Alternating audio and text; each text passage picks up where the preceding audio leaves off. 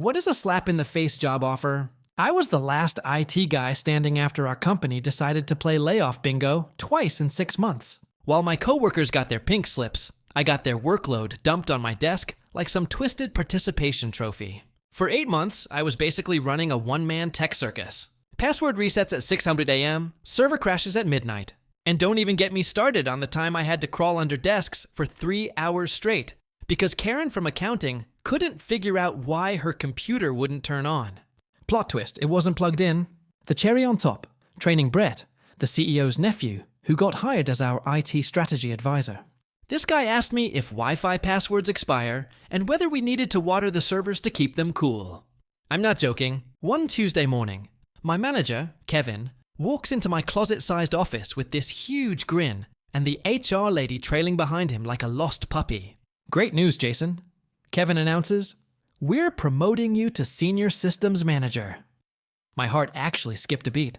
Finally, some recognition. Maybe they'd noticed I was doing the work of 3 people while surviving on energy drinks and spite. Then they slid the offer letter across my desk. I blinked at the number 3 times before it registered. My salary was going down by $6,000. $6,000.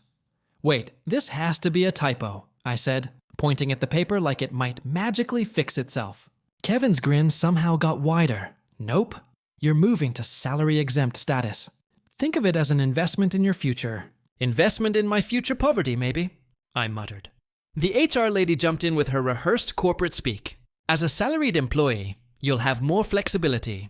You'll work as needed, including evenings and weekends to support our growing technology needs. I stared at them both. I already work nights and weekends. The difference is I get paid overtime for it. Well, now it'll be official, Kevin said, like he was announcing I'd won the lottery instead of gotten financially mugged. Official exploitation, I replied. Got it. They exchanged those uncomfortable corporate looks, the kind that happens when someone accidentally tells the truth in a meeting. This is really a big step in your career, the HR lady insisted. Senior Systems Manager looks great on a resume. You know what else looks great? Being able to afford groceries. The meeting ended with them giving me 48 hours to consider their generous offer to pay me less for more work. I spent exactly 0 seconds considering it. Thanks, but I'll pass. I told them the next morning. I don't pay people to let me do their jobs. Kevin looked genuinely shocked, like I'd just turned down free money instead of legal robbery. 2 months later, I landed a position at a tech startup that paid $15,000 more than my original salary. They actually respected work-life balance and didn't expect me to live at the office like some kind of corporate hermit. On my last day, I was packing up my desk when the CEO himself wandered over. You know, the guy whose nephew I'd been babysitting for months. Jason, are you sure you won't reconsider? We really need you here. I looked him dead in the eye and said, "You don't get to charge me more to do your job for you."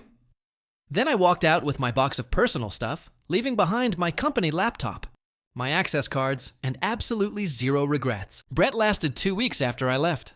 Apparently, servers don't actually need to be watered. They call it a promotion. I call it a mugging in broad daylight. I was the last IT guy standing after our company decided to play layoff bingo twice in 6 months. Every round, someone's name got pulled out of the hat. And out they went with a cardboard box and a forced smile. Somehow my number never came up. Lucky me. Except, instead of gratitude, what I got was everyone else's workload dumped on my desk like some twisted participation trophy. For 8 long months, I was a one-man tech circus. Password resets at 6 a.m., server crashes at midnight. Rebooting the firewall while inhaling my 4th energy drink of the day. The kind of grind where you dream in error codes and wake up thinking you forgot to patch something. And don't even get me started on the glamorous side of IT. Crawling under desks because Karen from accounting couldn't figure out why her computer wouldn't turn on. 3 hours. 3 hours. Plot twist? The thing wasn't plugged in. That was my Tuesday. The cherry on top was Brett, the CEO's nephew, hired as our shiny new IT strategy advisor. Which, in reality, meant I had to babysit him while he asked questions like, "Do Wi-Fi passwords expire if you don't use them?" And, my personal favorite, "Do we need to water the servers to keep them cool?" I wish I were joking. So when my manager, Kevin, strolled into my broom closet office one morning with the HR rep trailing behind, I thought maybe, finally, the universe was about to throw me a bone. Kevin's grin was so wide, I half expected him to pull out a balloon animal. "Great news, Jason," he said, sliding a paper across my desk. "We're promoting you to Senior Systems Manager." My heart actually skipped. Recognition, at last! Maybe they'd realized I was doing the work of 3 people, while slowly dissolving my stomach lining with caffeine. I glanced at the offer letter, and then I blinked. Once, twice, 3 times. Surely my eyes were broken. The number on the page was lower. By $6,000. I pointed at the paper like it might fix itself. "Wait, this has to be a typo, right?" Kevin's grin widened. "Nope. You'll be moving to salary-exempt status." "Think of it as an investment in your future." "Investment in my future poverty, maybe," I muttered. The HR rep piped up, speaking fluent corporate robot. "As a salaried employee, you'll have more flexibility. You'll work as needed, including evenings and weekends, to support our growing technology needs." I stared at her. "I already work nights and weekends. The difference is I get paid overtime for it." Kevin nodded like he'd just delivered a TED Talk. "Well, now it'll be official." "Official exploitation," I replied. "Got it." They shared one of those uncomfortable glances that happens when someone blurts out the truth in a meeting. But they kept pushing.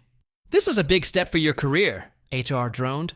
"Senior Systems Manager looks great on a resume. You know what else looks great?" I shot back, being able to afford groceries. The meeting ended with them giving me 48 hours to consider their generous offer. I spent exactly 0 seconds considering it. The next morning, I walked into Kevin's office. "Thanks, but I'll pass. I don't pay people to let me do their jobs." Kevin looked like I'd just declined a winning lottery ticket instead of a pay cut wrapped in a new title. HR froze like her operating system had crashed. 2 months later, I landed a job at a startup that actually valued their people. They paid me $15,000 more than my original salary, before the so-called promotion. They respected work-life balance. Nobody expected me to live in the server room like some kind of corporate hermit. On my last day at the old place, I was packing my personal stuff into a box when the CEO himself wandered over. The man, the myth, the guy whose nephew I'd been babysitting for months. "Jason," he said, with the kind of fake gravitas usually reserved for movie villains. "Are you sure you won't reconsider? We really need you here." I looked him dead in the eye. "You don't get to charge me more to do your job for you." Then I picked up my box, dropped my access cards and company laptop on the desk, and walked out without looking back. Brett, the so-called IT strategy advisor, lasted exactly 2 weeks after I left. Turns out servers don't actually need watering. Who knew? Story 2, my wife went live saying, "Getting a divorce. Time to live my best life before even telling me." I joined the live and commented, "Thanks for the heads up." Then I immediately transferred all my money and assets to a trust in a different country as donation. Her lawyer called me unethically prepared when they realized I, 38 male, was sitting in my home office finishing up quarterly reports when my phone started blowing up like non-stop notifications. My buddy Jerome sent me a link with just, "Bro, you seeing this?" Clicked the link. It was an Instagram live. My wife, Destiny35, was sitting in what looked like a spa, cucumber slices and all, talking to her phone. "So, guys, big announcement. I'm finally doing it. Getting divorced from Roger." I almost dropped my coffee. We'd had our issues, sure, but divorce. First I'm hearing about it. She continued, "I've been planning this for months. Already got the lawyer. Already know exactly what I'm entitled to. Half of everything plus alimony. Because I gave up my influencer career to support his boring corporate job." Quick context. Her influencer career was 1,200 followers and sponsored posts for teeth whitening strips that paid $50 each. She did maybe 3 in 2 years. The beauty is he doesn't even know yet. I'm telling him tomorrow after I file. My lawyer says catching him off guard means he can't hide assets. Smart, right? The comments were wild. Her friend Celeste wrote, "Get that bag, queen." Her sister Brooke added, "About time. He never deserved you." I typed, "Thanks for the heads up." The spa music stopped. She squinted at her screen. "Roger, what are you?" I logged off. Here's the thing about Destiny. She thought she was playing 40 chess, but couldn't even handle checkers. She didn't know that 6 months ago my grandmother passed and left me quite a bit. I hadn't touched it yet, was planning to invest it for our future. The inheritance was never commingled with marital assets, still sitting in a separate account. She also didn't know I'd been researching setting up a charitable trust for underprivileged kids' education. My buddy Anton's an international tax attorney. Within 2 hours of seeing that live, I was in his office. "You want to do what now?" Anton asked. "Donate my inheritance to the education trust we discussed, the one registered in the Cook Islands." That's very generous. Very sudden, too. Just felt inspired. "Can we do it today?" He pulled up the paperwork. "It's irrevocable. You understand? Once it's in the trust for those kids' education, you can't take it back." Perfect. By 6 p.m., $487,000 was irrevocably committed to providing scholarships. I kept the documentation. That evening, Destiny came home like nothing happened. Made dinner, asked about my day, even initiated. Well, you know, the whole time knowing she was filing tomorrow. Ice cold. Update 1. Next morning, she left early for Pilates. I got served at 10 a.m. The process server looked apologetic. At 10:47 a.m., my phone rang. "Unknown number. Mr. Roger, this is Diane Whitfield from Whitfield & Associates. I represent your wife, soon to be ex-wife." "Yes." "Well, we need to discuss financial disclosure." "We'll need all bank statements, investment accounts, assets." "Sure. I'll have my lawyer send everything over." "You already have representation?" "Yep, retained them yesterday." "Funny timing, right?" Silence. "Then I see." "Well, we're requesting an emergency freeze on all accounts to prevent asset dissipation." "No problem. My checking has about $3,000 and savings has $8,000. Freeze away." That's all. "Well, there was an inheritance, but I donated that to charity yesterday." "Set up an irrevocable trust for underprivileged children's education." Very fulfilling. "I can send you the documentation." The silence was deafening. When did you?" "Yesterday afternoon." "Why?" She hung up. 20 minutes later, Destiny was calling. "I let it go to voicemail. You think you're smart? That was my money too. My lawyer says what you did is fraud. We're going to destroy you in court." Second voicemail. "Roger, please call me back. We can work this out." Third, "I'm calling the police. This is theft." Fourth, "Baby, please. I was just upset." We don't have to divorce. The whiplash was incredible. Her mom, Francine, called next. "Roger, sweetheart." Destiny's very upset. "What's this about you giving away her money?" "My grandmother's inheritance." "That's not marital property." "Francine, but you're married." "Everything is shared." "Funny. That's not what Destiny said on her live stream. She was pretty clear about taking half of everything. Guess she should have been more specific." "You watched that? She didn't mean it." "You know how she gets." "I know exactly how she gets. That's why I'm getting divorced." The calls didn't stop. Destiny, her mom, her sister, her friends, even her Pilates instructor called to tell me I was blocking her chakras with negativity.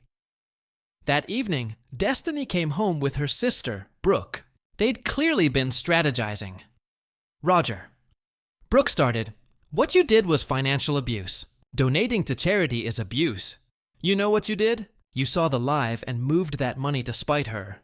I moved my inheritance to help kids get education. The timing is just coincidental." Destiny started crying, not 2 tears. Full theatrical wailing. 8 years. 8 years I supported you. Supported me? I paid for everything.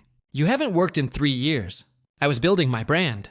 What brand? Destiny. You posted one makeup tutorial that got 12 views. 7 were from me on different devices trying to support you. Brooke gasped. You're so cruel. She gave you her best years. And now she can give someone else her better years. I'm sure that'll trend. Update 2. Destiny moved out to stay with her mom, but the entitlement that cranked to 11. First, she tried to break into my home office at 2 a.m. I'd installed cameras after the divorce filing, Anton's. Suggestion caught her on video trying to jimmy the window with a butter knife while on the phone, saying he probably has hidden cash in here. I sent the video to my lawyer. He sent it to hers with a note about attempted breaking and entering. Then came the social media campaign. She posted a TikTok that went semi-viral, 150K views. My husband saw I was divorcing him and donated all his money, so I get nothing. Is this even legal? The comments were mixed. Why did you announce it on live before telling him, though? Girl, you played yourself. This is why you don't count chickens before they hatch. But also sue him, Queen. That's Marshall property. He's definitely hiding more money. Her friend Celeste started a GoFundMe. Help Destiny rebuild after financial abuse. Goal, $50,000. Raised, 327. The description was wild. My best friend gave up her lucrative career as a content creator to support her husband's dreams. Now, he's abandoned her with nothing, donating their life savings out of spite. She's basically homeless, living with her mom in a 4-bedroom house, but whatever, and can't even afford her weekly spa treatments that are essential for her mental health. But here's where Destiny really messed up. She started dating while still trying to get my money. Posted Instagram stories from expensive dinners with hashtags like new beginnings, upgrade in progress, know your worth. My lawyer loved this. She's claiming she can't afford basic necessities while posting from a steakhouse. Beautiful. Then her new boyfriend Trey got involved. This dude called me. Actually called me. Yo, Roger, this Trey, I'm with Destiny now. Congratulations. Look, man, she says you're hiding money. Just give her what's fair, and we can all move on. Are you part of this divorce now? I'm protecting my girl's interests. Your girl who's still legally married? Not for long. Great. Tell your girl to have her lawyer call my lawyer. Why you gotta be difficult? She deserves half of what? I make $72K a year. After taxes and bills, there's not much left. The inheritance is already donated. What half does she want? Half my Netflix password. You're not getting it. She put in work for 8 years. What work?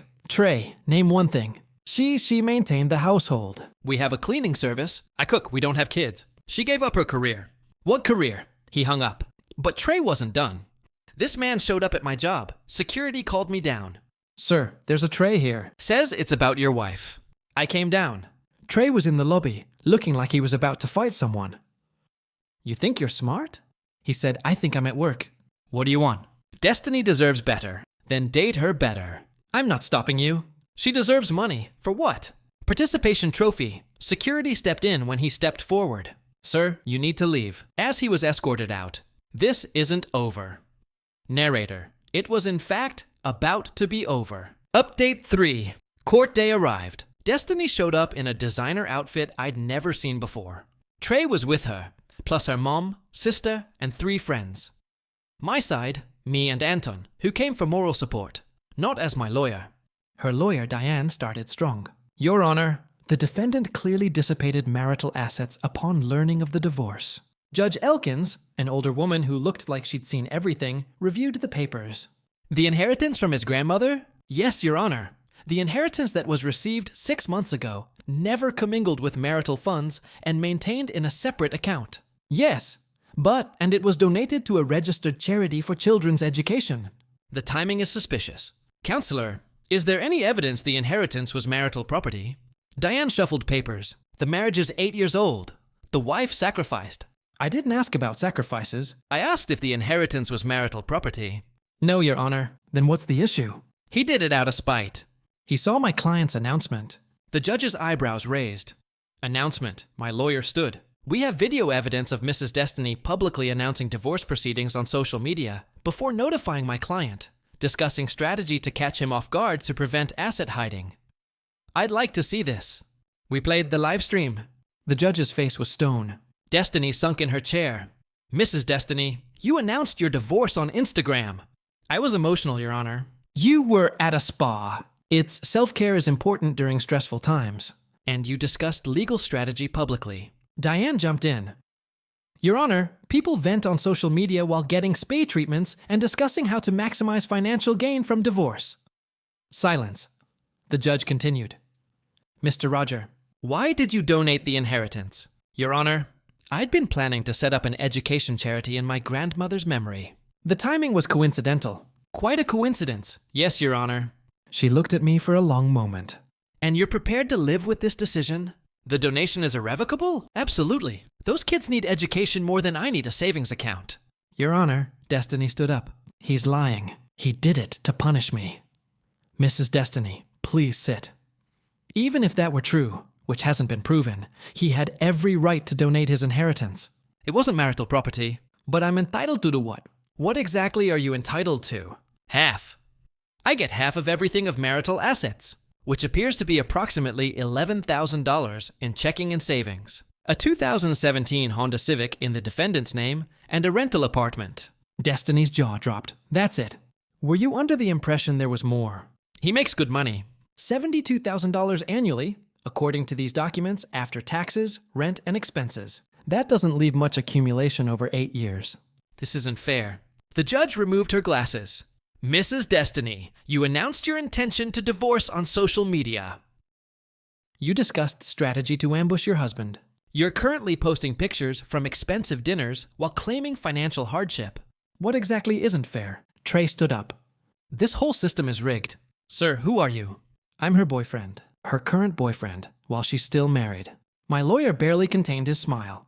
Judge Elkins had seen enough. Here's my ruling. The inheritance was separate property legally donated. The marital assets will be divided equally. That's $5,500 each. The Honda remains with Mr. Roger as it's in his name, and he's been making payments. No alimony will be awarded as Mrs. Destiny is capable of working, and the marriage was relatively short with no children. Your Honor, Destiny screamed. I can't live on $5,500. Then I suggest you get a job. Case dismissed. The hallway eruption was magnificent. We're appealing. This judge is obviously biased. Brooke, you can't just give away $500,000. This is why nobody trusts the system. Destiny just stood there stunned. $5,000. $5,500, I corrected. She turned to me, and for the first time in years, I saw the real Destiny. Not the influencer persona, not the victim she played, just a woman who gambled and lost. You planned this. No, you planned this. I just responded. I hate you. That's fine. I'm indifferent to you. That hit harder than hate would have. Final update. It's been 3 months. The divorce is final. Here's where everyone ended up. Destiny moved back with her mom permanently. She tried to restart her influencer career with a series called Starting Over After Narcissistic Abuse. It peaked at 3,000 views when she accidentally admitted on live that she'd been planning the divorce. For months to get paid, someone screen recorded it. The series ended. Trey dumped her 2 weeks after court when he realized she was actually broke. He's now dating a bartender who, according to Destiny's angry Instagram story, doesn't even have followers. Diane, her lawyer, sent Destiny a bill for $8,000. Destiny tried to pay with an influence collaboration. Diane declined and sent it to collections. The GoFundMe got reported for fraud when someone noticed Destiny posting from a cruise. Turns out Francine paid for it, but still it got taken down. Brooke actually apologized to me. Ran into her at a coffee shop. She said, I didn't know about the live stream before you. That was messed up. We're not friends, but respect for the honesty. The Education Trust has already provided scholarships for 12 kids. I get update letters. One kid, Marcus, wrote about how he's the first in his family going to college. That letter is worth more than anything Destiny could have given me. As for me, I'm good. Peaceful, actually. Living in my apartment, cooking my meals, watching my shows without someone complaining they're too boring. Started taking pottery classes. Random, I know. Met someone there named Helen, who thinks this whole story is insane and refers to Destiny as Spa Girl. Last week, Destiny texted from a new number. I know you're probably never going to forgive me, but I wanted you to know I'm in therapy now, working on myself. I realize I messed up. I responded, good for you. Be well, she wrote back. Maybe we could get coffee sometime as friends. I didn't respond. Some bridges once burned should stay ash. Anton, my tax attorney friend, framed the donation receipt. It's in his office under a plaque that says, sometimes the best investment is in karma. To everyone asking if I regret donating that money, nah, it's doing more good educating kids than it ever would have done sitting in an account or being fought over in court. Besides, you can't put a price on the look on Diane's face when she realized there was no money to fight over. That was priceless. Oh, and Destiny's Spa. They canceled her membership for non-payment. Karma's beautiful sometimes. Edit. Stop asking for the live stream video. It's evidence in closed proceedings now. Also, no, I won't give you Trey's number. Let the man live with his choices. Edit 2. To those saying I'm heartless, maybe. But after 8 years of being treated like an ATM with a pulse, I'm okay with that. Sometimes the best response to entitlement is consequences.